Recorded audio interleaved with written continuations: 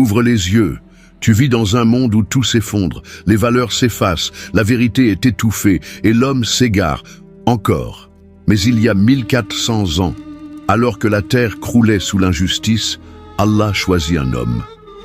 Un orphelin, un berger, un nom que tu connais mais dont tu ignores peut-être l'histoire réelle. Il s'appelait Muhammad, sallallahu alayhi wa sallam. Et il n'est pas venu pour une simple réforme. Il est venu avec la parole d'Allah, porté par Jibril, descendu du ciel. Il est venu avec le Coran, la plus grande révélation que l'humanité ait jamais entendue. Il a bousculé les empires, renversé les idoles, fait trembler les tyrans. Et il n'avait ni armée, ni fortune, juste la vérité.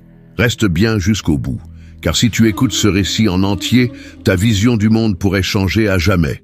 Avant de commencer, n'oubliez pas de vous abonner à notre chaîne, de mettre un pouce bleu sur cette vidéo et d'activer la cloche pour ne rien manquer de la beauté de l'islam.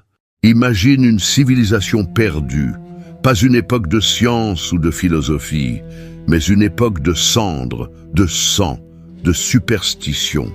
Les enfants enterrés vivants, les femmes traitées comme du bétail, les faibles écrasés par les puissants. La péninsule arabique baignait dans la Jahiliya, une ère d'ignorance si épaisse que même le soleil semblait impuissant à la percer. Les tribus se faisaient la guerre pour un puits, un regard, un mot. Les idoles, des statues de pierre, étaient nourries de sacrifices humains, tandis que le nom d'Allah n'était qu'un murmure étouffé. Et pourtant, malgré ce chaos, la Kaaba était déjà là, trônant au cœur de la Mecque, entourée de 360 idoles. Le message d'Ibrahim, alayhi assalam, avait été tordu, trahi, remplacé par la sorcellerie, la poésie païenne, l'orgueil tribal. Mais Allah ne laisse jamais l'injustice triompher éternellement. Il avait promis une lumière, et cette lumière allait naître dans l'endroit le plus sombre. Corruption est apparue sur terre et sur mer à cause de ce que les mains des gens ont accompli. Sourate Ar-Rum, chapitre 30, verset 41.